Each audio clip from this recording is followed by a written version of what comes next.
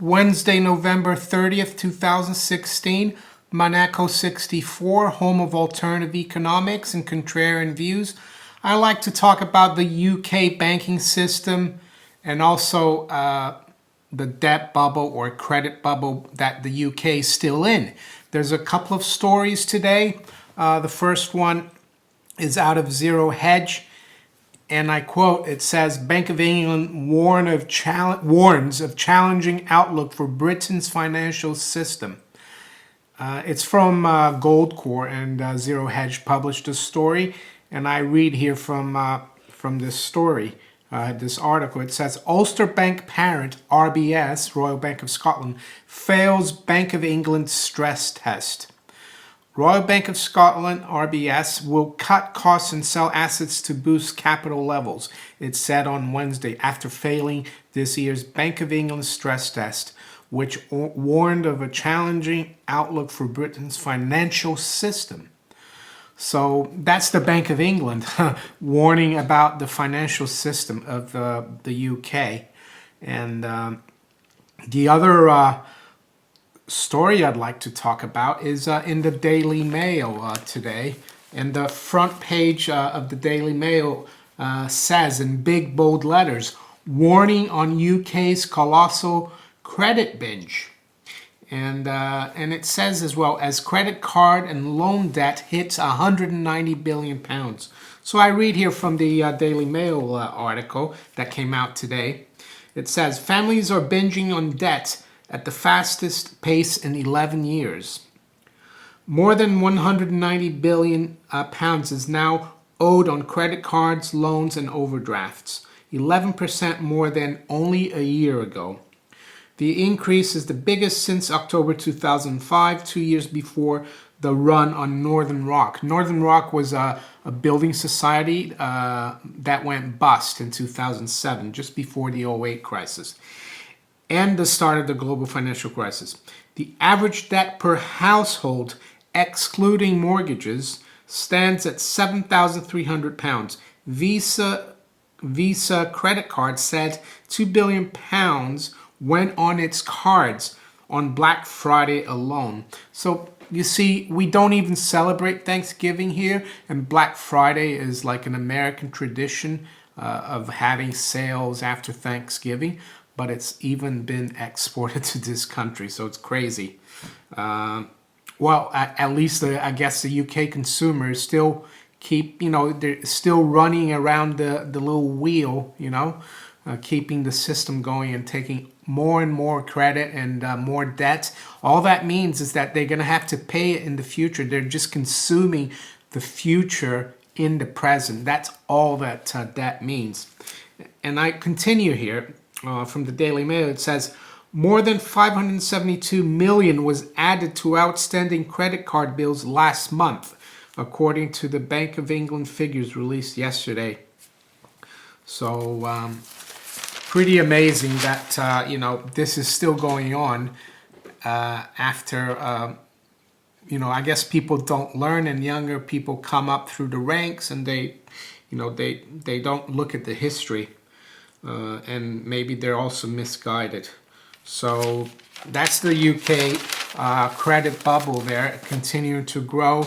Bank of England continues, saying that Britain's financial system is under threat and, warned of a challenging outlook for Britain's financial system. And with that, I'd like to talk about Mervyn King, Sir Mervyn King, who was governor of the Bank of England from 2003 to 2013. So he was at the helm during the great financial crisis. And he came out with a book earlier on this year called The End of Mervyn King, The End of Alchemy, Money, Banking, and the Future of the Global Economy. So, and I wanted to read from this book on page 261.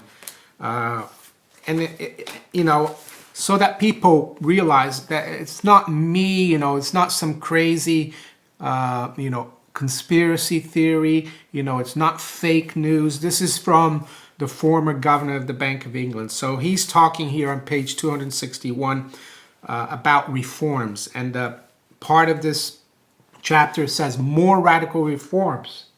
And I read here from the book, frenetic activity among the official community cannot conceal the fact that, although much useful repair to the fabric of regulation has been made, nothing fundamental has changed. He's talking about the banking system.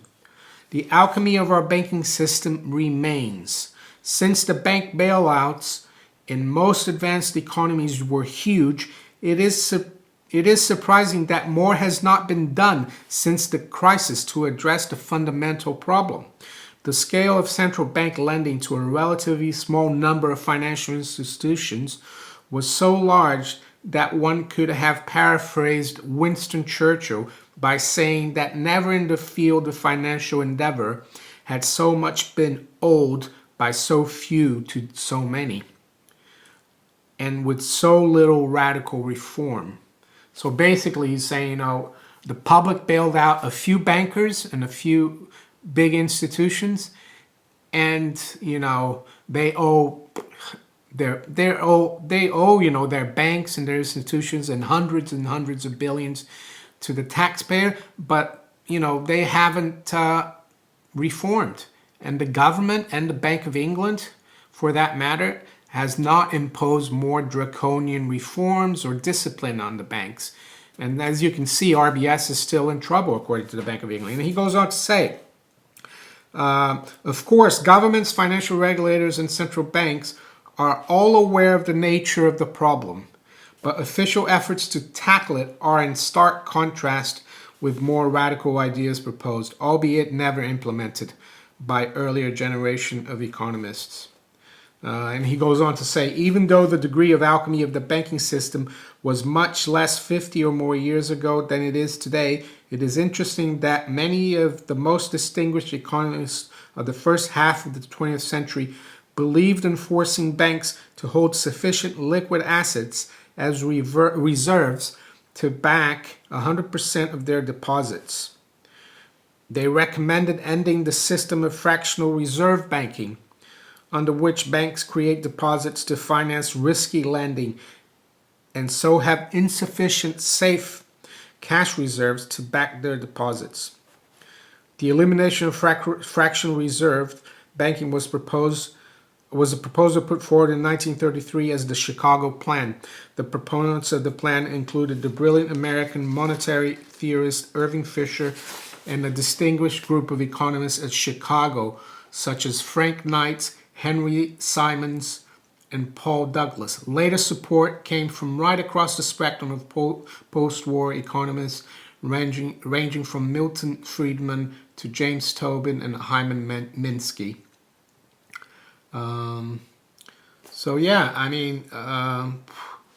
Even Mervyn King, of the Bank of England, saying that nothing has been fixed, nothing's been done, and the Bank of England warning today that the financial system, it's challenging financial situation for the UK financial system, challenging outlook, and that's why people need to have physical gold. Do you really want to have a lot of money with RBS or Barclays or NatWest? And I know it's frustrating. Gold today is down $15 as I speak here at 1173. In pounds, it's dropped from above 1,000, around 1,050 just before the election, and we're now at 940. It just doesn't make sense. It makes sense because markets don't go, up and down, without making corrections. But the question I ask, do you, if you have a big amount of savings, do you really want to have a lot of that money with NatWest, RBS, Barclays, seeing what's going on and seeing, knowing that Mervyn King, former governor of the Bank of England, has warned that nothing's been done to change the system? That's quite clear to me. So, if you enjoyed this video, please give me a thumbs up, share it far and wide, If you haven't subscribed to my channel yet, please do. If you'd like to donate to my channel, there's some links below in the description. I accept Bitcoin, BitGold. You can pay through PayPal or Patreon. And I'll talk to you later. Take care. Bye.